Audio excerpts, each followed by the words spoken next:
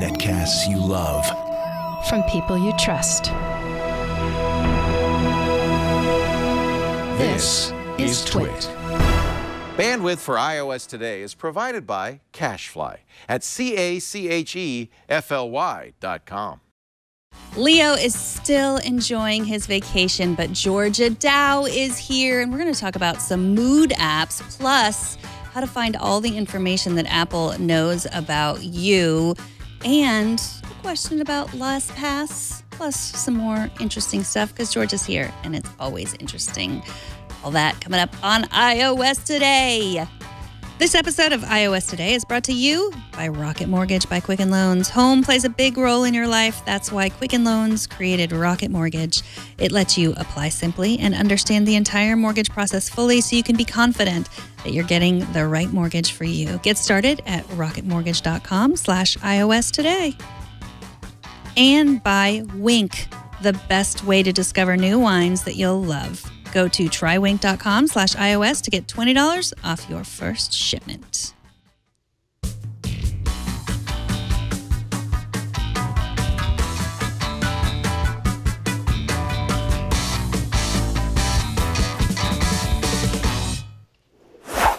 Welcome to iOS Today, and welcome to my special guest all the way from Canada, Georgia Dow from iMore. Welcome, Georgia. Wow, thank you so much for having me. So this is a show where we talk about iPhones and Apple Watches and iPads, and Georgia uses them all. Plus, she is a psychotherapist, so she can tell us all about how we feel about these devices. So we're going to talk about mood apps. And we should say, in case some breaking news happens, this will air on, or I guess you call it air, I don't know. We'll put this out in the regular time on Tuesday, but we are recording it on Friday because Friday is the day that Georgia has off all day and can spend time with us talking about our iPhones. So, and you're going to be on Twit on Sunday, right? Yes, I will. So a lot of Georgia this week. So if something exciting happens there and you're wondering why we didn't discuss it, that's because it hasn't happened yet. And of Not course, for us. Yeah, exciting. We're things. in the past. Yeah. And now I should probably know this, but is Becky Worley hosting or Jason Calacanis hosting for Leo on Sunday? Becky is hosting, so it should be great. Yeah. So I want to talk about mood apps. I think I've been thinking for the last couple of years about, how my mood varies throughout the month, as often does for women and men too, and just how I can think about that and track it. And I have a 15-year-old daughter who also does that. I found one of these apps I found that she was already using, which I thought was amazing because when I was 15, I didn't ever really think about the importance of my feelings. In general, there's tons of mood apps. What do you think about the idea of using your iPhone or your Apple Watch or your iPad to track your mood? So that's one of the first things that I ask people to do when they come in, because your feelings really are there to tell you how you feel about life. And if you're aware of how you feel, then you're more proactive in what you do. If you start to pay attention, you can then stop yourself from being anxious or being angry, and you can be happier with that. So I think that we need to be a lot more careful with how do we feel and how do certain things affect us. I think that a lot of times we kind of want to push feelings away. That's touchy-feely, but our feelings are kind of the wind behind the sail of our ship and tell us where we should go. So the first thing that I tell everyone, no matter what they've come in to see me for, is track what's happening. Be a good researcher and try to figure out, why do I feel and where? But the reason that most people don't is writing things down. You have to have a pen, you have to have paper, and it takes a lot of effort. So the nice thing about having a mood app is that they have mood apps that really take all of the nitty-gritty difficulty of tracking your mood away. And you can just get to kind of the really straightforward thing. And we'll be talking about some great mood apps that just make this easy, quick. You can track your mood and what happened during the day in moments, seconds. And we always have our phone on us. So that makes it really easy. Exactly. Yeah. And then the job of reminding us to do it too, because That is true. That's a good point. reminding us at different parts of the day. Because my issue is like, well, I'm feeling good. Like probably I'll write down my mood, but I wouldn't necessarily be the first thing I would think of to do. Or maybe you're the type of person that only when you're angry would you write down your mood. So then it feels like you're always angry because that's the only time you think about it. No, but you're so right. You're so right. Because often if you're just tracking when you're sad or when you're angry or when you're anxious, then you're emphasizing that point and you'll remember that. But then you didn't remember that actually the rest of the day was pretty good. And then when you look back on how you feel, the way that we determine how we feel now is how we felt in the past. So we kind of deal with the difference in between now versus before. That we're really good at. We're not good at remembering what number it would be on 1 to 10, 5 hours ago.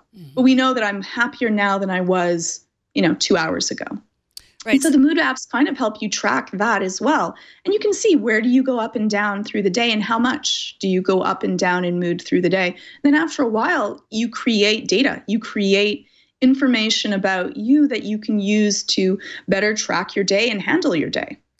Yeah, and I mean, you could use a spreadsheet. You could use a Google Doc. They can, they're not going to be able to remind you, but you can use a combination of your reminders app plus a spreadsheet. One that I really like that's super easy is Dailyo. So here it is on my phone, and I will show you the data that I've already collected. This morning at 8 a.m. I was feeling meh, and all I did was maybe I had a bad breakfast or something. But here's I've been using this for only about a week. But let's say I was feeling meh at 8, but now I'm talking to you. I'm excited. I'm happy. I'm going to just click today. And so it marks just the time. So this is 9:18, and I'm feeling rad because I'm talking to you. And so then I can click work. That's what I'm doing. I'm with friends because you're my friend. We're not on a date. We're not doing a sport. We're kind of having a party, but I don't know. Gaming, shopping, travel, good meal. And then I can add a note. Hanging out with Georgia on iOS today. And that's it, done.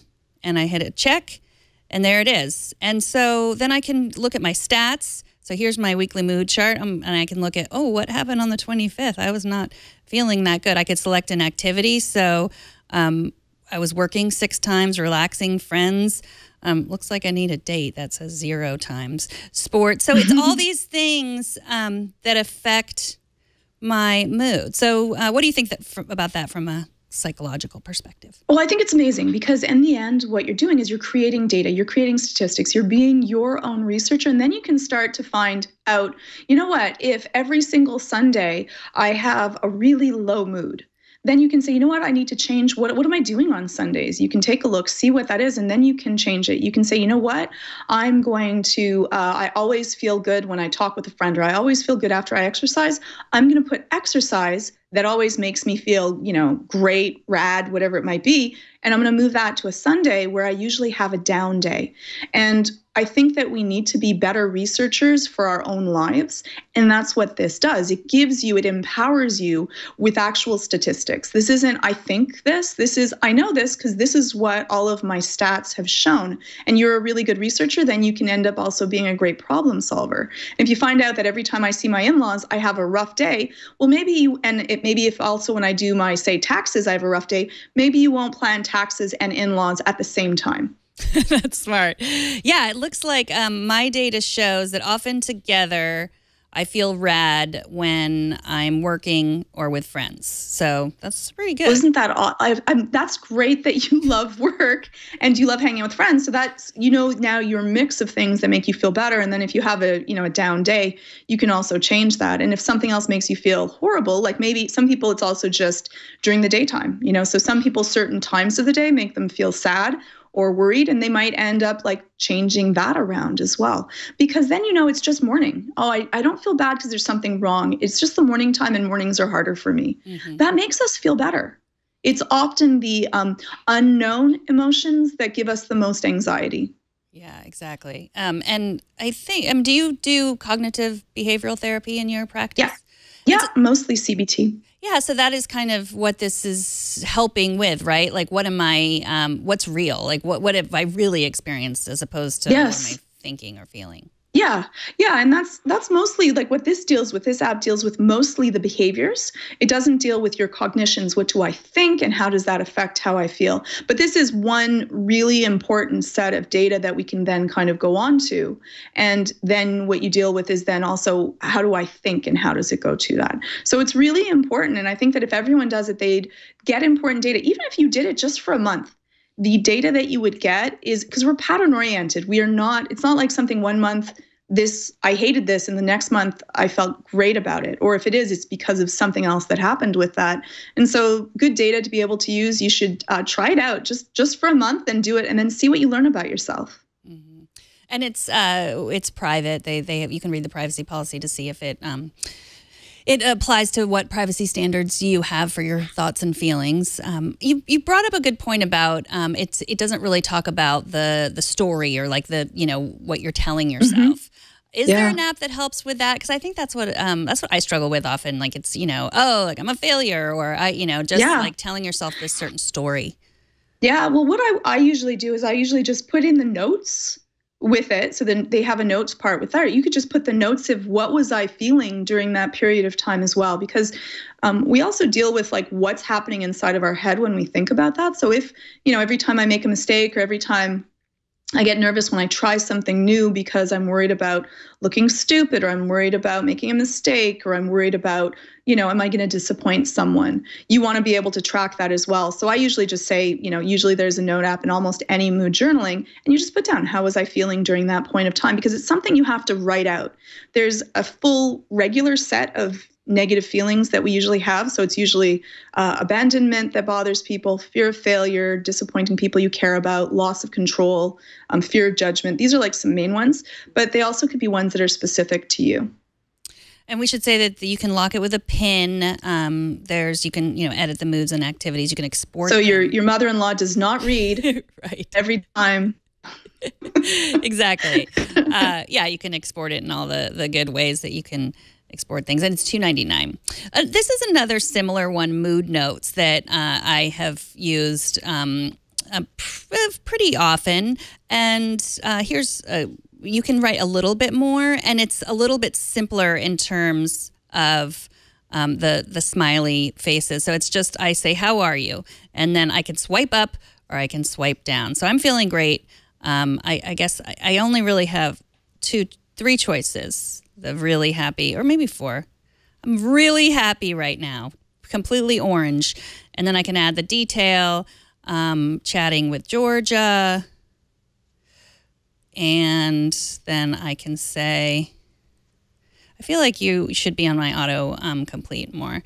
And it also says where I am. So it says I'm at North McDowell Boulevard, which can be helpful. And then I can select the feelings. So this isn't going to necessarily add up to 100%. You can select all the feelings. So this is a little bit more specific. So I'm feeling bold. Mm-hmm. I'm feeling cheerful, confident, content, energized. And you can change the percentage to it too. Yeah. So you can slide it up because you might be 100% bold right now. Right. I am 100% bold, 100% content. I don't know about my confidence level. I'm thinking maybe some people are like, what? I came to listen about iOS stuff and you guys are talking about feelings. So I'm feeling, is that the story that I'm telling myself? Right, exactly. I'm energized. Those people should track that. If they're angry every time that they're, they should be tracking this. Yes. So they need that. The angry people actually need to track the feelings. If you're feeling happy about this, there might be less of a chance that you need to. So exactly. Before you send us an angry tweet about how you hate my giggling or us talking about feelings, because that's lame, first journal it, then tweet us. Yes, exactly. Send me the screenshot to show me you've journaled, and then we don't believe. Yeah. If you still want to tweet at us about the weird way we laugh, then please do. So this one is pretty similar, and you can show your mood trends, which are good, and then you can. I think this one is free, but you can unlock some of the features, some of the insights. I have to log one more entry in order to unlock my mood pie. And I wish I knew what a mood pie was, but I guess I have to log one more entry. Here's a good thing that we were just talking about, the thinking traps. Oh, there we go. So talk a little bit about what a thinking trap is. So that's like the lies that we tell ourselves, and we go through all kinds of them. So there's like black and white thinking, it's all or nothing, like smart or stupid. It could be foreshadowing. We try to, think what someone else might be saying. So a lot of the stuff that happens inside of our head are lies. And so you track these traps that your mind does to you because we don't have ESP. You might say, oh, Georgia made that really weird face. I probably said something that offended her. It might have just been that I had gas. Not that that's what happened, but it could have been, or it could be that I had a rough day, or I got a horrible thought, or something happened in front of me that didn't deal with that. So a lot of times we immediately personify that it's to ourselves. I did it. But a lot of times that's not the case. Something is happening inside of someone else's life. So if you have a colleague that's grumpy, it might be that they had a fight with their significant other. It might not be actually about you. And we believe that that's like 80-20 rule. 80% of the time when someone is upset and you don't know what you did, it's probably something in their own life, not that you did it. 20% of the time, it's probably you. I just pointed at Alex because he has just a generalized grumpy behavior, But he might have just a resting grump face, right? It might not be. If you has heavy eyebrows, I don't know if you have heavy eyebrows. He doesn't, no. No, so sometimes people just have, they might have just heavy set eyebrows or have a look when they're relaxed. I had a friend that looked vicious. It was just his resting face was very vicious, or he might be thinking things inside of his head that are really difficult to deal with. And he's thinking about something. And when he's thinking, he looks grumpy. And he was the sweetest person. Unfortunately, a lot of times, though, that might make you want to not approach someone because you are perceiving how friendly or not they are by what you see. And often that's not the case. Yeah, it took me a while. The micro images, the micro expressions that do mean how they actually feel.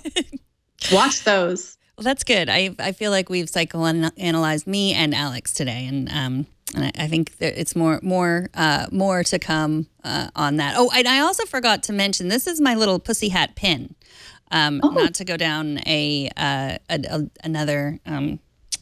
Segue to this.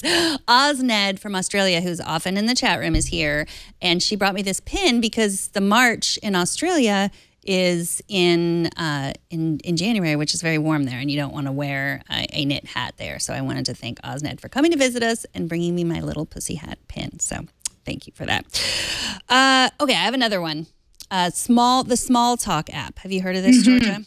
Yes, I downloaded that. That was really cute. I thought it was cute too. And I thought this was just not necessarily to track your mood, but just to this always puts me in a better mood. It has a little quote, dream big and dare to fail. This is a quote from Norman Vaughn. So every day you're going to get one of these quotes. And I thought it was really nice for anyone who has trouble just coming up with stuff to talk about, small talk and such. That's why it's called Small Talk. I thought this was a pretty good app for that. So you can have a inspirational quote, a little piece of knowledge. The first American film to show a toilet being flushed on screen was Alfred Hitchcock's Psycho. That is the fact. I'm glad to know that. And I think if anyone is going to a cocktail party this weekend and they bring that up first, please email me about it. I knew that. You knew that? You knew that? Yeah. How did you know that? Film nerd. And then the joke part, which I have been entertaining my office mates, Padre and Jason, with these. How can you get 4 suits for $1?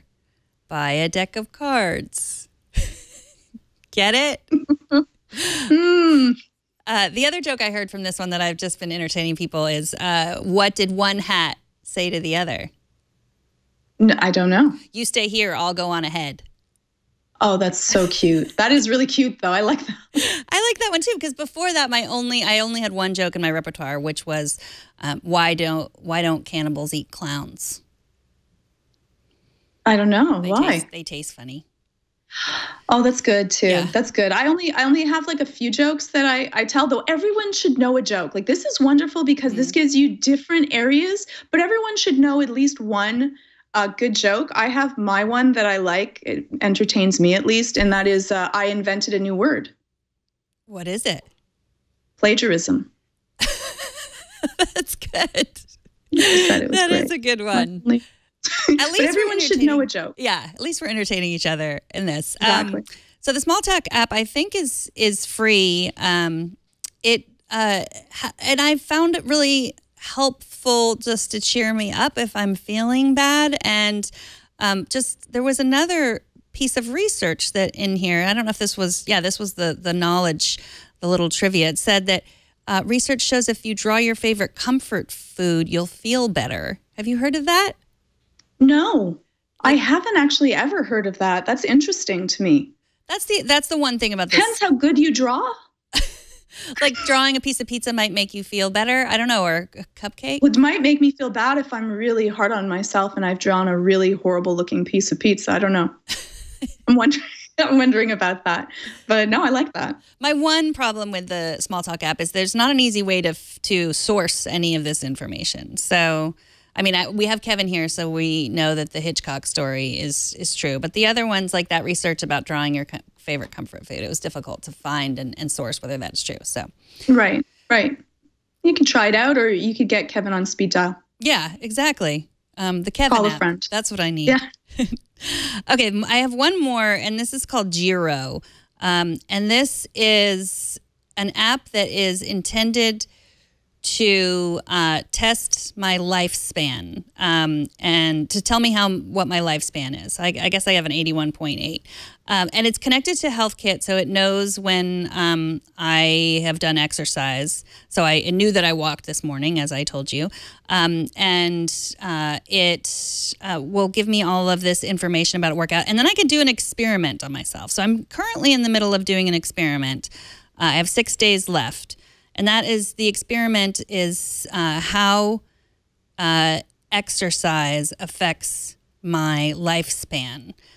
So I have to wait until I can't tell you what my experiment are. But I thought this was interesting. I might be stretching it a bit to call this a mood app, but I thought it was good to do experiments on yourself and see like what whether health, like different things that you're doing, working out or other things, sleeping, working hard, different things that you do that can affect your lifespan. What do you think about this, Giro? The only thing about that is whenever I put out like health data about me, I always worry about the privacy. Like, and I haven't read through, I've opened it up, but I haven't read all of the privacy conditions. And I read the entire thing on the app that I use. So I haven't read through it yet. So I haven't actually opened it up. I think it's really important for us to know like that good habits actually, like it solidifies that good habits actually do make a difference. Some things that we don't take into account, such as sleep, and often we don't exercise. Exercise is one of those things, and sleep is another one of those things that we often, when we're stressed or there's a lot on our plate, we cut out. And they're one of the most important things to keep. And doing too much work or having other things on your plate actually decrease your life happiness and also increase the chances of you getting sick. And so this kind of solidifies that. So I think that's good. But you're right. They ask you to connect your health data. You don't have to, but you have to. There's no point in doing it if you don't at least connect your health data. But they ask you to connect your Instagram account, your Fitbit account. Like, it'll ask you to connect all of those things. And yeah, you're right. It does make me a little bit suspicious. And I did not read the entire privacy policy because that's how I roll. Right. I also don't even put my proper email in. I always put in a pseudo email because I don't know. I'm like, you don't really need to know who I am. That's okay. Yeah, I know. You're always very good about that. I like knowing the privacy policy. Like, I think it's important to know what they're going to do with all the data, but then I always give it to them. Yeah, and I would love if someone else did the reading for me that I could trust. Yeah. We need a website. Maybe there is. Yeah, Terms of Service didn't read. Yeah. TOSDR. Terms of Service Perfect. didn't read. Yeah, check it out. I like that. Yeah, I'm going to go check that out because then if I feel that, I'll read it myself, read theirs, see if they're accurate, then I don't have to deal with it because it's a lot of reading. Yeah, they have a browser add-on. It's great. I really recommend it. And oh, wonderful! I'm totally linking that now. Yes, TOSDR. TOSDR. And I think we're coming. Jason and I talked about this on Tech News Weekly yesterday. I think we're coming to we might be coming to the end of really long terms of service that are impossible to understand. And I know that, I don't know about you, but I've gotten, like, every day now I get like 7 or 8 emails. We changed our terms of service because of all the Facebook Cambridge Analytica stuff. So yes. I do think they're going to have to, I don't know how they're going to do it because I just think there has to be all that legal stuff, but I think that we are coming, it's not going to continue the way it is, where it's just okay to give us this, stack high if you printed it out of documents to read and that no one reads. Right, exactly. And then it shouldn't be enforceable. If it's unreadable, it shouldn't be enforceable either because, no one reads it. Okay, so speaking of this, I'm on a quest to figure out what Apple knows about me because they've always said that they are, always concerned with our privacy, and I believe that. But I was interested, and there was a CNBC article about how to do it. So, but before we get to that, I'm going to take a minute to thank Rocket Mortgage, who is our sponsor on today's show. Rocket Mortgage is a great way to get a mortgage and not have to put pants on. Not have to go to a place where you have to talk to a person, which talking to people is great, but it has its time and place. But if you want to get the best mortgage for you, for how much you can afford, and get the best house for you, why not do it in a place that you're comfortable, in your own hands?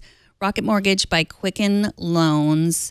They give you the confidence you need when it comes to buying a home or refinancing your existing home loan. It's simple. You can fully understand all the details and then be confident that you're getting the right mortgage for you. They have trusted partners. They allow you to share your financial information with just a touch of a button. It's also powerful. So, this isn't just for people buying their 10th giant mansion.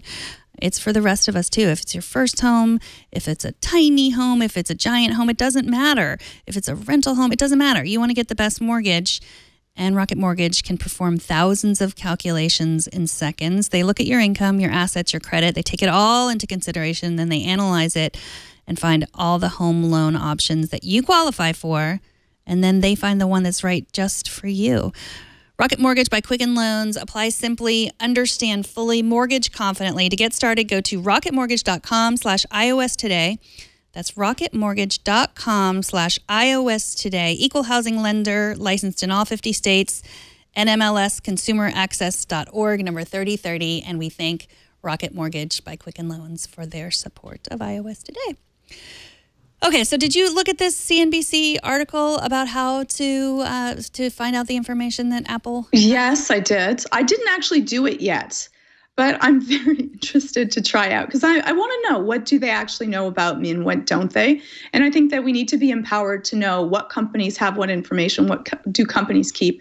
Apple has been a strong proponent of taking our privacy to be very important. So I'd like to know what they do, and then I would be really frightened to know, what does Google know about me? Yeah, it's pretty easy to find out. I mean, to find out a lot about what Google knows about you, just going to the settings and, knowing. I mean, I think I get so overwhelmed just going into their settings and seeing that they know all the devices that I've had over the past 12 years, and they know where I've gone, the location and everything.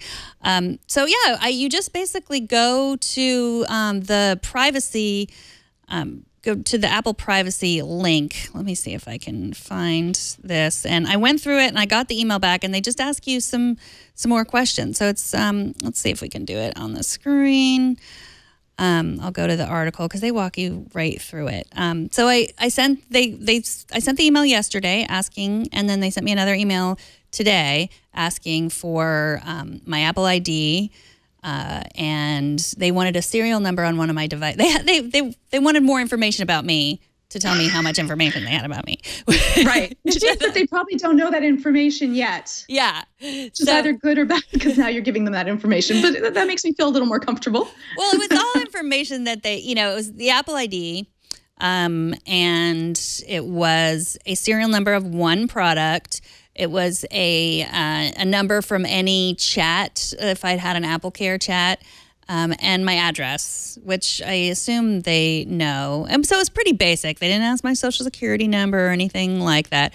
So let's see. So we'll go to Apple's privacy page and open that up. And then we can go and read through the policy. And then I think you scroll down to the bottom where the privacy contact form. They do not make it easy for you. And so I want to know, you would do that for Canada. And then I want to know, and then I have a question about privacy issues. That's why I'm on the privacy policy. So I go to the privacy issues and then I select my country or region. And then I would enter my first name, my last name, my email address.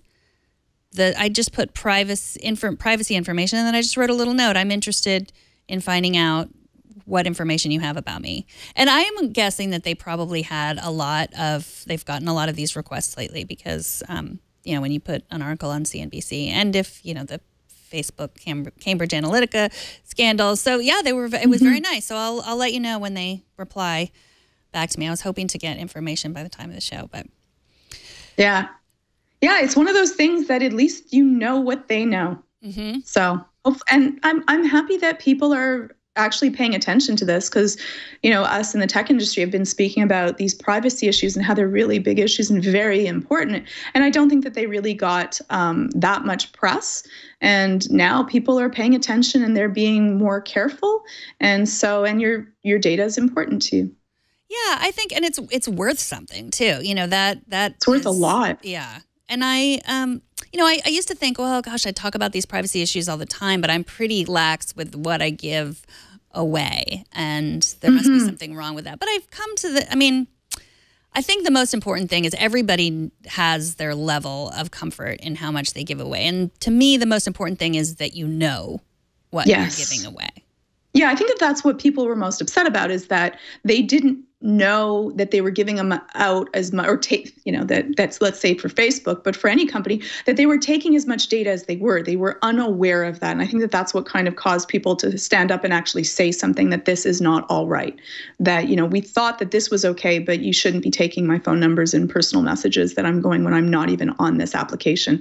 That doesn't seem right. Mm-hmm. And so, I'm happy. I think that we're finally starting to take notice and do something about it. Yeah, and I think that I think everyone deserves to have the right to privacy too. That's the other thing. Mm-hmm. Like I don't, anyone who says, "Well, I'm not doing anything wrong," that might be my personal belief inside, but that doesn't mean that I think that it's okay what these companies are doing. Maybe I've done every single thing right in my life, but this information could be used in a way that that was not intended. Yeah, or nefarious. Mm-hmm. Exactly. So how do you feel about the airport? The airport routers, Apple's airport routers are going away. I'm sad. I'm actually really sad about it. I can understand that it is probably not the most profitable area, and they have, Apple hasn't been really doing a good job about pushing it forward, and other companies perhaps are doing that best. But again, for me, it was privacy. I trust Apple as my router. And so I find it really sad. I'll keep on using mine, but we have like 5 years. So at some point, I hope that there'll be, all these privacy issues will be dealt with. And that's the biggest thing is that it's easy to use. It just worked, hooked everything up. You didn't have to have a lot of technical knowledge. There weren't many bugs and it just worked. So I'm pretty sad about it. How do you feel? I've never had one. I have an Eero, which is our sponsor, and before that, I just used a regular old router. So I have no feelings. I mean, now I feel for you. I feel.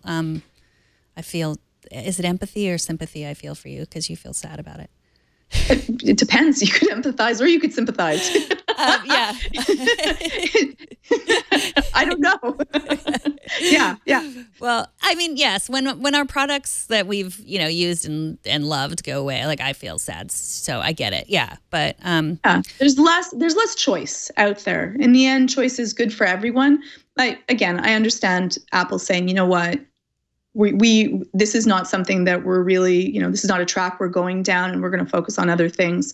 And fine. But I don't know. I feel like Apple should, take care of us. Don't put something out and then just leave it. And every company has to do that every once in a while to say, you know what, we have to cut down so that we can really focus on the things that we want to moving forward. Mm-hmm. But for people that are using it or someone that's just bought it, mm-hmm. that's really sad. Again, they're not leaving you in a lurch. You have 5 years. They're still going to be able to repair it. And you can still purchase one, though, thinking about it, you're only going to be using it for 5 years. I don't know if you would want to do that.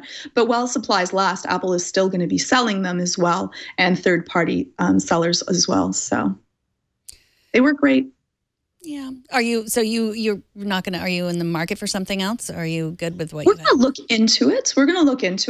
But right now, I think that we're going to stick with what we have, and then we'll probably be testing out different things. So we'll see. Mm-hmm. I'm happy with the Eero, and not just because they're our sponsor, but just because it really works.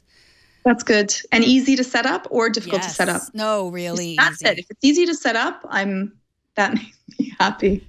Yeah, I mean, just basically you plug it in, and then we have the newest one where, you just plug. We have one in our bedroom that we plug into the wall, and another one. It's so easy. So I really like it. And then Leo always talks about all the features that he uses to, it's connected to his Amazon Echo, and he can stop, the kids, devices whenever he wants to. Yeah, I heard Leo talking about that. That sounds great. Yeah. And I've used that a few times. My basic problem is I need to get in there because my router still we have a Sonic router, and it still, sends out. So my kids are just like, oh, well, she's turned off my device, so I'm just going to switch to another one. They're that technologically savvy. Yeah. Yeah. So I just have to get in there and figure that out. Okay, so I have a product that I've been saving to show to you because I did not show it to Leo because I thought he would make fun of me. And although I love Leo very much, I did not show it to Jason Snell because I thought he might look down on me. I also love Jason Snell very much. But I just didn't think maybe they would understand as much as you would. Or maybe I thought they would make fun of me and you wouldn't. Yeah, I'm excited. This is called the Tab Strap. So I love this already. So that's what it's supposed to look like. It's a tablet holder and a pencil holder. So I think it would be great for artists. I'm going to install it right now, live on the show, because that's what I like to do. Let me read the instruction. It's from Jan Sapper, and he has good directions. Pull off the protective sheet.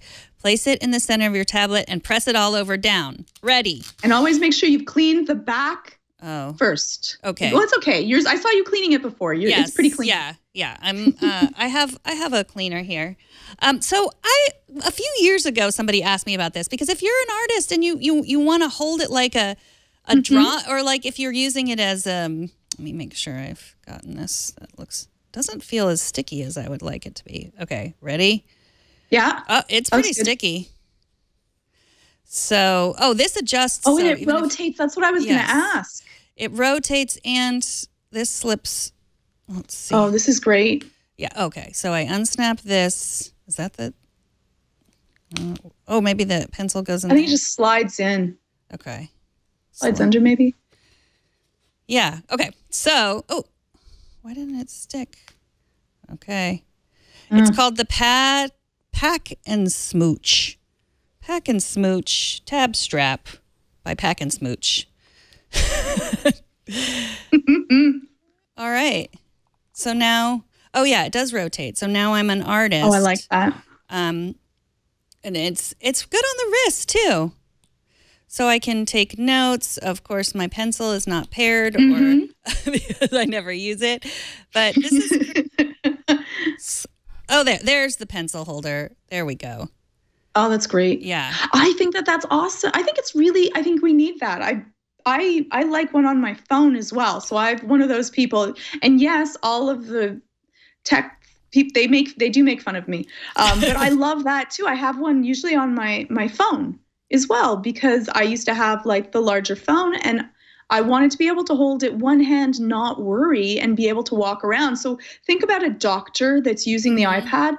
Often they can't use two hands to be able to do, like they're holding something else. They have to do something, and then it's safe and easy and you don't have to worry about it. And you can kind of go around and be able to use it. I think they're wonderful. I love this. I'm like looking into have the website open right now. You could play tennis with it too. So let's take a look at the website. I think it's still a Kickstarter, and now, so you would have to translate how much that is in whatever dollars you use. But it looks like the Kickstarter, it goes until, let's see, they have reached their goal, so you only have 5 hours to go. So I'm glad I showed it today, except so by the time you're watching this, you might not be able to help. But and it comes off. It's not like an adhesive. It comes off and on. That's nice. I mean, it is an adhesive, but it's not. I'm sure if you read through the Kickstarter, you can see exactly, because it did not feel like it was falling off, but it comes off easy. So thank you, Jan, for sending us the tab strap. And I have one more offer. Do you like spec cases? Yes. 25% off. Thrifter, I'm a big fan of Thrifter. Thrifter is amazing. You guys iMore has like a deal with Thrifter, some kind of something. There's just always something on Thrifter that I want to buy. So it's almost like I have to be careful whenever I go online. I will purchase something. I know. That is the problem. Like it's the best deals everywhere. I never knew I needed a spec case, but I can get 25% off. So why don't I? So yeah, if you like them, they're good cases. If you like them for iPads or iPhones, you can. And I just survived I dropped my iPhone. And I did actually dent it. I have a little, did damage it. But most of the damage happened to the case. And then, but look, there is a little, you see that? So I have to see, wait, there we go. I'm going to have to see if I can get that off. I don't know if it's actually, but I would have definitely cracked if I did not have a case on it. So. Is that an Apple case? Yes, this one is just the leather Apple case. I like those. But I often change my case. I have all kinds of cases. I like cases. It's, accessorizing. Mm-hmm. Sparkle cases, useful cases. Do you remember when we made iPhone cases together? I loved that. I was actually, when I was moving, I found all of the cases that we made, and the one with the pom-poms and stuff. That was like hilarious. I think we need to do that again. That would be really great. I loved that. I got very excited. I get excited when I can use a glue gun, right? Yes. Like that's like my fun is being able to like use a glue gun and do something wild and crazy. So I'm all in. All right, well, now it's time for feedback. And last week, I recommended an app called Farewell. It was a free app, and you could open it up, and it would tell you the fare, a ride-hailing fare for Lyft or Uber, and which was cheaper, and how long it would take to get there. And I thought it was a great app, and it still is a great app. But Ron from Chicago wrote in to say, you may have already heard this, but the Apple Maps app on iPhone will show you Uber and Lyft pricing as long as you have both apps installed on your phone. So you don't actually need the app. So I'll show how that works. I did not have the Uber app, so that's how I didn't know that. But I installed it in order to show you this. So I can, let's say I'm traveling to the San Francisco airport, and I want directions. And then I didn't even know you could do this, but there's a little ride-hailing thing there. Oh, I would have to sign in to Uber to request a ride. But if I had signed in, it would show me the price of Uber and then the price of Lyft, and it would compare the two for that. So that, I guess the only thing that Farewell does is you don't have to have the app. It'll just show you automatically. So thank you. I always love when our viewers write in and say, there's an easier way to do that. So thank you, Ron from Chicago. David asked a question about the LastPass app. Do you use LastPass, Georgia? No, I don't. But I think that, you should have something that does this. Like it's just so nice. Mm-hmm. So I use 1Password, but these are like you need one. Mm-hmm. It's so nice to be able to have website information stuff just kind of filled in for you. You don't have to remember and you don't have to worry. And often when I open up something that I haven't, when I opened up the Google thing, we changed our computer and I went, oh, it filled it in for me. Good, because I don't have to remember what my password is. Yes, it's great. So he wanted to know, is there a website you can avoid using LastPass? He said, is there a way you can select a specific URL to have it not use LastPass? And there is. LastPass is one of our sponsors. So I want to thank David for pointing this out, because I wouldn't have, for asking this question, I wouldn't have known this. I'm not exact. I guess I can see why you wouldn't want to fill it in certain websites, but you go to, if you don't want LastPass to autofill on a particular web page, you can add it to the never URLs list. I'm not going to show you, because if I open up my LastPass, it'll show you all of my secrets. But you just go to your LastPass vaults, go to account settings, and then there's never URLs, and add the URL to the following categories: never fill forms, never auto login, and never show context icon. And we'll put the link to that. I didn't put that in there for you, Kevin, but there's a link to that help. So if you're looking at this and listening to this or watching and thinking, oh, I want to do that.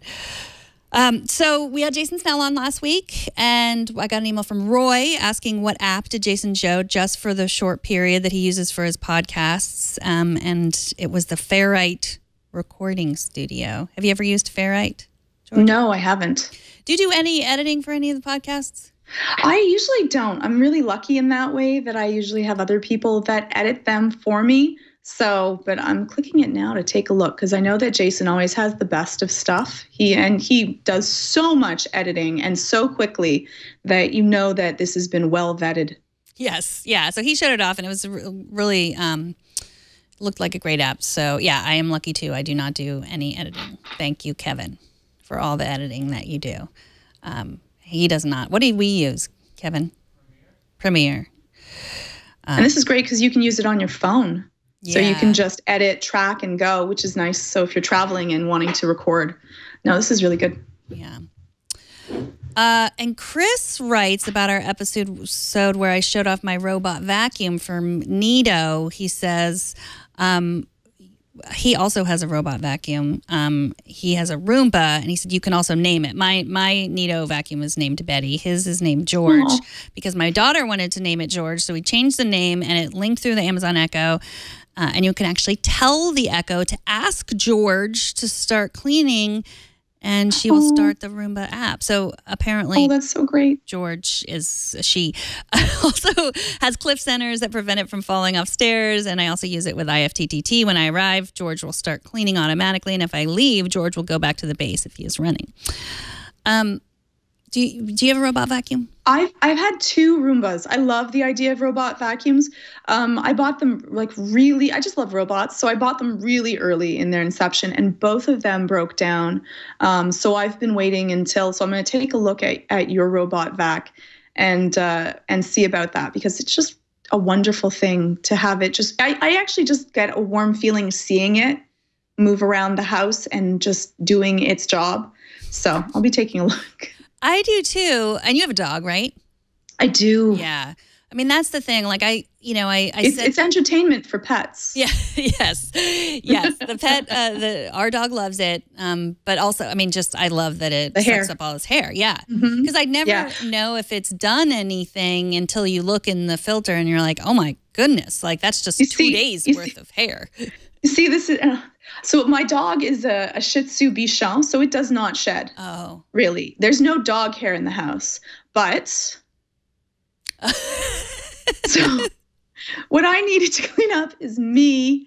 And because my hair's so long, one hair looks like 17 hairs. It's like it tracks halfway across the room. It's just one hair. But so if there's I'm the one that sheds, really. So I need it for myself. And my boys have long hair. So. Yeah.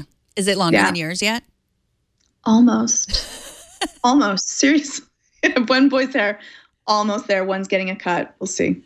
Yeah, I have one long-haired boy too. One short, one long. But yeah. Mine are twins, so they need a way to tell. That is true, to differentiate. Yeah. What I don't understand about Chris's email is he says that that George will start cleaning when he gets home and stop cleaning when he leaves. But I like for Betty, our robot vacuum, to work when we're not there because it's loud. But now I'm wondering if I'm doing it wrong. Like if maybe Betty's going to set the house on fire. If I think you're probably pretty safe. I think the robot apocalypse is not yet. They're not ready yet. So I think that you're probably safe to be able to do it. For some people, it's just kind of entertaining to watch and they feel good, I guess, getting it done. But I don't know. I guess each to their own. Yeah. Okay, so our last question, this is an actual question from Jason that I don't know the answer to. He says, help, my iPhone 10 has gone crazy and moved an icon into a weird place. So you'd have to click on the image, Kevin, to see that little Outlook up there. Has that happened to you? I've never had that done. I have moved an icon somewhere and I've lost it. Oh, yeah. I don't know where it is, but I've never had one stuck on top in a place. I would wonder if just hard resetting your phone would, because I believe it's just it's not actually there. It just looks like it's there. It's probably a graphical glitch. And so I would just give it a hard reset and see if you can't, because I'm assuming he can't move it. Yeah, that it happened to me. Oh, really? Yes. And I just restarted my phone and it was fine. It went away and I never thought about it again. But does it seem, and Scooter X in our chat room says that's a common bug, rebooting fixes it. But this is $1,000 phone we're talking about. What you would think, I mean, it's not really causing me any pain to have to restart my phone. But I asked Renee on Twitter. He hasn't gotten back to me. Hopefully I haven't offended him in any way. Or maybe, I don't know, maybe he's just not my personal tech support. No, he's shooting Vector right now. Okay. So that's probably why. He's probably just editing. And if you did it on, did you do it on Twitter that you shot him a message? I did. And he might have replied. Eventually. I know he will. And I always feel guilty. But then he does something like, he's like, oh, I'm waiting for an appointment. I have an extra hour. What questions can I answer for everyone out there? So I feel like he likes it. You actually just missed. You could have been, that could have been the question on Vector, but we just shot it. So. Oh, I feel like he likes doing that. Okay, so I don't see it. I don't see his answer. And I just did that thing that we talked about earlier, where I assumed because he didn't answer my tweet that he was mad at me. We see that's what happens is we do that all the time, right? If someone doesn't reply to me, I'm like, oh, I probably offended them. Or I'm the same thing as you. Like, oh, they probably didn't really, did I send that? Like, oh, did I send too many pictures? Maybe that one was creepy. I don't know. Maybe I creeped the person out and now they're like, ooh, I'm going to ghost her for a while. Well, Scooter X says he hasn't seen that particular bug in the latest iOS beta, so they've probably gotten rid of it. But he's seen many tweets about that in the past few weeks. Okay, so that's all the questions that we have. Before we get to the app cap, is there anything that we've missed, anything that we need to cover before we talk about our favorite apps and wear hats? Again, maybe anything serious that you think we need to cover so we're not wearing a hat while we're covering it? No, I think that's pretty good. Okay. But it's true, there's certain subjects that, especially with my hat, probably would not be the best to discuss with it. Okay, already, you ready to do the app cap? And I am. Wait, I have let me get my hat. I have to, okay. Okay, I'm ready. Wait, I'm going to now move up my camera a little touch because the hat is big. It is big. There we go. Did you knit that? That's quite the hat. No, I didn't, but I put the link in the notes of the person. There, now I can sit up properly. Oh, wait. Yeah, okay. I can sit up properly to that. I put there's someone that crocheted it and I put her link on. Okay. And yeah, it's a beholder hat if you're not a Dungeons and Dragons fan or mythological things. She makes all kinds of absolutely amazing hats, Pokemon hats, whatever it might be. Yeah, she's absolutely phenomenal. And I actually said I want a beholder hat and she made it one. Oh, you find the most amazing things. I have that's what I do in my free time. I have a very dull life. This is what I'm doing. I'm doing that, and I'm like buying water bears. I bought water bears for my boys, but just to look that through the microscope. These are the things that I do with my life. Okay, so I saw the water bears on Twitter. Are they different than sea monkeys? Yes, they are actually different. Yes. Before these we are get to the- tardigrades. okay. They're like six-legged creatures. So yeah. Okay, so I need to hear more about them. I think the last I heard of them, there was like Google was making a case that had them inside them or something. I remember, yes. That was like the sectional case, and it was going to have a water bear that was in the case, and you could use like a little microscope because they're about the size of a period, like a dot. Okay. So you could almost see them with your bare eyes. There they are. And are yours still alive? They're still alive. I'm so excited that they're still alive. They're my new pets. Have you named them? There's a lot of them. So yes, I have a Thelma. And a Louise? I haven't yet found Louise, but yeah, it's probably a Louise. It's hard, they travel around. They all look kind of similar. So. Okay. Got it. All right. Well, we're going to get the app cat, but we get to thank Winc, as they are a wine discovery service. Ooh. It's amazing. I've tried their wines. I've tried one of the rosés, one of the reds, and one of the whites. And probably I need to try them all again because they were so delicious the first time. And, I need to try these things because they're so, if I'm going to talk about them. And they're special wines. Like, we live in wine country, so like we understand the special wine. But there's something even more special about Winc. You have a taste profile. So it's not like just someone saying like, I really like this wine. I think you'll like this wine. They think you will like this wine. Winc is spelled W-I-N-C, not K, like I'm giving you a wink, but W-I-N-C. And they really help you pick out a wine that's great for you. I had a wine that I tried that I brought to my book club because those are the people I really want to impress in my life. And I did impress them. It was it's very difficult to impress a room full of women who live in wine country, but I did because this was wine that could not be purchased in the store. So there's nothing like coming home to a box of delicious Winc wine that's selected just for you. You just fill out Winc's palate profile quiz, simple questions, not too hard. Your average store clerk would not ask or be able to translate these questions into a recommendation.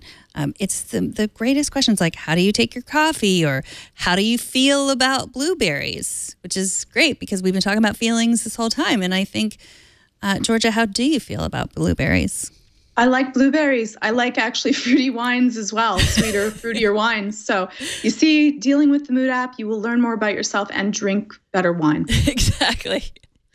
When you came over to my house when you were here last time, and I believe, if I'm correct, I think you drank one glass of wine, which is great. But if you're only going to have one, and I'm on this special diet that I was telling you, if you're only going to have one glass of wine, it's got to be a good glass of wine. So the more you rate wines, the more personalized your monthly selection. So, it's sort of like, if you like this, then you like that. And I feel like it's really accurate. It's not just a wine club.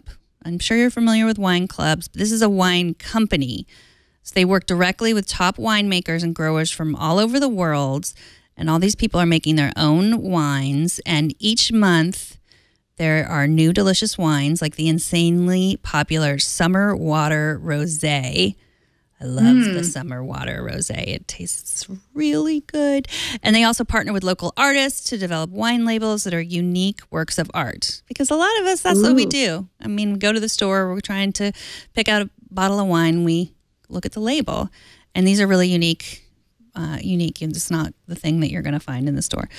Yeah, which is so nice because you go to someone's place, you want to bring something that's special. Mm-hmm. And so you have something that they haven't tried before. So it's an experience for everyone. Right. Because I like a good wine deal, but if I'm going to get, go to the local store and get a good wine deal, probably everyone else has seen that wine deal and they know how much I paid for it. But this way they have no idea. And okay, so there's no membership fees. So you can skip any month. You're not paying a monthly fee at all, and you cancel any time. So it's not like, pay once and we're going to charge you for the entire year. No. Shipping is covered. And if you don't like a bottle they send you, they'll replace it with a bottle that you will love, and they will not ask you any questions. You do not have to answer. You do not have to say, I said I loved coffee and this didn't taste like someone that loves coffee. No, they won't ask you questions. They won't second guess you. They want you to be happy. Winc, W-I-N-C, pronounced Winc. sit back, relax, or celebrate with Wink. Why settle for the same bottle of wine you always get? Discover great wine today. Go to trywink.com/iOS. Here's your special offer. You get $20 off your first shipment. That's trywinc.com/iOS for $20 off. Trywink.com/iOS. We thank Wink for being our sponsor. All right, app cap. We're both wearing caps. We're going to talk about apps that we like to use. And let's start with yours. Yours is Arise. Yes, I'm always procrastinating, putting something off that I don't want to do. I have a lot of clients that come in, and actually one of my clients had found this app, which makes you can figure out why are you procrastinating. You can kind of go into it. It does it in a cute, fun way, and then it tries to inspire you to be able to get past it. And so it kind of makes you accountable for the reasons that you procrastinate. And it's also, again, data that you figure out a little bit more about yourself. Okay, so I've got it here on my iPad. I presume that it's probably better on the iPhone because that's where you're procrastinating much. So, okay, what should I work on? Let's, So you get the choice to try to get you started right away, or you can find out what is stopping you from working. So you can try to find the blocking demon, because maybe you're like, I want to understand more about why am I procrastinating? Okay, I want to find the blocking demon.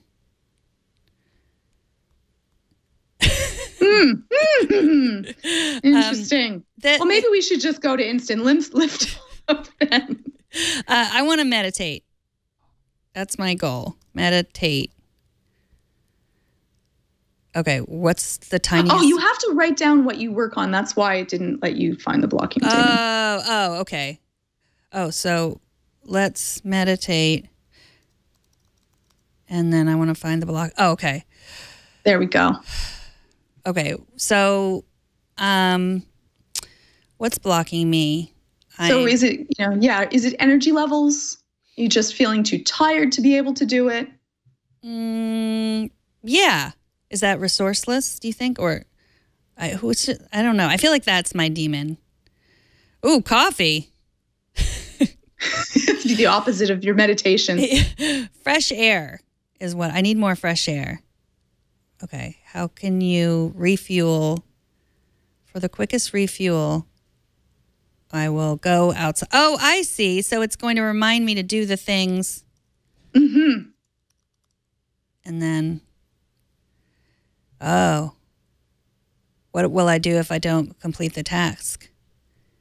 Oh, add some pressure. This is good. So I can share, like I have to share if I don't complete the task. Is that what that's telling me? Yeah. Or it'll, yeah. Oh, uh-oh. I'm guessing this is better on the might be better iPhone. On the phone. I don't know. Okay, you tell me why you like it. It's just really fast and easy, and it goes like, it also cuts it up into like little tiny steps. So it'll just say, you know what, I'm just going to work for 5 minutes on being able to do that. And it gives you a timer of you working on it, and you can kind of just go to being able to work on something in short periods of time. And it also kind of deals with the different types of procrastination. So it could be I'm dealing with more of a feel of failure. It could be that, I avoid things. It could be that I just feel overwhelmed with it. It's too big and I need to cut it down into other little steps. So I think it's just a cute way to be able to deal with something that may feel really scary. Yeah, that's good. And I like how your hat matches the demons. Yes, they match. Have you tried this sort of thing with your kids? Like, my kids are bad procrastinators. They're really bad procrastinators. I usually do it myself. So I'll say, listen, I'm going to put the timer on for 5 minutes and let's do that, right? So I try to be the motivator and say, let's just see how much you can get done in 5 minutes. Mm-hmm. And then after 5 minutes, you're done. But we start for 5 minutes. And the wonderful thing with procrastination is usually if you start for 5 minutes, starting is the hardest point, right? Mm-hmm. Seeing a blank paper or not being set up. If I do that, even if I'm cleaning a room, I'll say I'm going to see how much I can clean in 15 minutes. Usually one is I'll get more done than I thought I would. Mm-hmm. And two is I usually keep on going because now I'm in it and body in motion wants to stay in motion. And so then I keep on dealing with that. Can you take me seriously? Just wondering. I can. Okay, good. But yeah, I think that I'm big on timers. Like that is a big thing. Like I'm surprised my Apple Watch lasts for the day because I just set timers for myself. I'm going to focus on this for 25 minutes. The Wonderful. Pomodoro technique, I think is what it's called. Yes. Because of the Apple timer, the tomato timers. Yeah. So that is, so what about, I saw that on the last minute junkie. Like that's also me. Is there anything wrong with being last minute, doing everything the last minute? It's more stressful if some problem comes up. So I'm the same way. I'm a procrastinating perfectionist. So I'll wait. And then I want to I need the gun. I need like that kind of rush to be able to deal with it. But then what would happen for me is that sometimes I wouldn't be able to finish it to the wall as well. Or what happens if suddenly I run out of printer ink? Mm-hmm. Plus, you're carrying that around until you get it done. Like there's never going to be a time that you feel better than now. Like we often think tomorrow I won't hate it as much as I hate it now doing it. But I just feel better getting it done. And so now I also try to, I'll be able to do other things once this is finished, something that I want to do. So I won't be able to play a video game or watch TV until this is done. Suddenly I want to do it a little bit more early. Right. Okay, so mine is also a way to get things done, habits. My app is called Nero, and I've just been using it on the iPhone. So I have created these 4 habits. They're basically habits in there. Meditate, as you can see. I've done 0 for 5 minutes today. But if I was going to meditate and I wanted to record it to make sure that I'm showing myself that I've done the habit, I just set, I was supposed to do it at 6:45. I've actually done it a few times, and it's connected to my health kit. So if I'm using another meditation app that connects to Health Kit and shows my mindful minutes, that's when I've recorded these days. So that's my progress. What else can I do here? I can see my history or edit my history. Running, this also goes into Health Kit. So I have done 1.5 miles today. It says running. Great. But I don't know. I didn't actually run. Maybe it was my walk this morning. So this is how much I've run. So that's pretty good. Look looking at you. that. You've done amazing. Thank you. That's so good. Yeah, I'm running a 10K on Sunday, so I've been doing some training. Ooh, now. So that's exciting. Tells me 4% up from last week. And so and then read a book. So it'll remind me, I have it set to remind me at 9 p.m. because usually what I'm doing at 9 p.m. is, checking email, doing, folding laundry, doing all the things where I want to be slowing down. And, and reading is helpful for that. So I can, if I really want to keep track, I just start the timer and I can say, I'm going to read for 15 minutes. And I love that. Yeah, I'll be downloading that. Yeah, Nero. It's great. Yeah, I love it. So it's nice just because it's simple, it's easy, and I like the fact that I get a reminder because often the day will finish, and we also do meditation if we can every day with the kids and ourselves. We do a guided imagery, which I like. It's my favorite type of meditation because it's a little bit more fun to me, and it just calms us all down after the kids have played video games and they're wired or before they start homework. We all do it together. The kids are only so thrilled about it, but they're kind of interesting. So we do it together. Everyone's calm, and then we kind of hit the day. I love that. That's a good habit. Yeah. So it's nice. Yeah. So there's all kinds of different habits that are already in there for you. So meditate, read book, learn a foreign language, study, pray, journal, inbox 0, drinking water, taking vitamins, brush your teeth, all the things that, as I like to say, as Oprah liked to say, that you're living your best life. Exactly. And you won't go back in your life and say, I wish I spent more time on YouTube. Yeah. So you see, it keeps you kind of accountable to yourself, which is good. Yeah. Yeah. Because YouTube wasn't that. I don't think anyone out there is making a habit of watching more YouTube. And that's the thing. Like you can never, you can never watch all, like it just keeps coming at you like a flood. There's always more to watch. And it's not even bad stuff, but yeah. Yeah, no, it's okay in small quantities. But then this keeps you to have, if you want a goal, then set out a day to do it. And if you can every day, and then 2 weeks, that becomes a new part of your routine. Really, it takes 2 weeks to break a habit or to add a new one. So yeah, so Nero, check that out. iPhone, iPad. All right. So what else? What else have you been working on that we need to talk about? You're on Vector? Yes, I'm on Vector. We just Renee just shot a new Vector, which the asking different questions, and he's answering all of those questions as it is. And so I think that'll be up later on today. Awesome. And then what other podcasts do you do? Well, I've actually stopped a whole bunch of podcasts. I'm kind of changing out where I'm deciding what do I want to do with my time. So I do less podcasts, less that I was beforehand. And I'm going to be kind of thinking about what do I want to be able to kind of continue. So. Okay. So the new, I hope this is one of them that you'll continue. This is. I'm here. I'm here. I have a hat. No worries. And then are you still producing new psychotherapy videos? Yeah, we're going to be making a full new set in the summertime for anxiety videos. And we're probably going to be making sets of videos for businesses and how to make, how do you design the area that's around you to make it most productive and also people friendly? How do you create a happy culture where you work? Because if you don't work in a place that breeds happiness, then that's what causes stress and people don't want to be there. There's a lot of things that you could change just by the way that the atmosphere and the way that you interact with each other.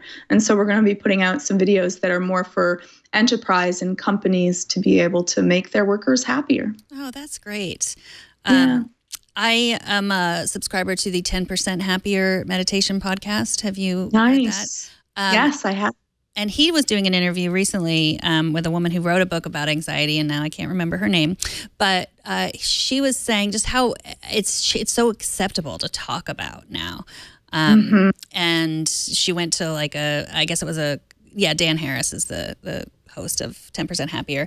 But she said she went to a college fair or something. It was like an anxiety fair where, they were just talking about where the student health center was and, how you could get help. And it's just so funny because when I went to college, I didn't know there was a help for anyone with anxiety. That just wasn't something. Yeah, they just said to suck it up in those days. Yeah. Like you're not, just deal with it. And, now we know that it's really important. We want to live better lives. We want to live happier lives. And what do we surround ourselves in and what does that affect on it? It's great that people are being more proactive about their own health. So and that's great. Where can people get the videos? They can check out anxiety-videos.com. Awesome. Georgia, always a pleasure to talk to you. You were on Twit this past Sunday. Oh, that's true. I was. I hope I did a good job. You were recording this a little bit earlier, so you did an amazing job. Thank you. And where else can people find you besides the anxiety videos? Where? Yeah, you can find me on iMore and also on Twitter. It's @Georgia_Dow. Thanks so much for joining us. Thank you for having me. And thank you all for listening or watching or however you consume, listening and watching, both, whatever podcast app you get us from. Hopefully you have subscribed. If you haven't, what's keeping you? Open your podcast app. We're in all of them. You can also watch us live on YouTube. You can watch us live. We usually record on Tuesdays at 9 a.m. Pacific. We're recording this one a little bit earlier. Leo will be back next week, so you'll have him and we'll get to talk all about his vacation and all the apps that he used. You can email me at megan@twit.tv. I love your questions. Send us a video of yourself asking the question. Just take a little video of yourself. Maybe you could wear a hat. We'd love to see more people in hats because it's fun to wear hats and caps when you're talking about iOS. And so we'll see you next week. Thanks so much.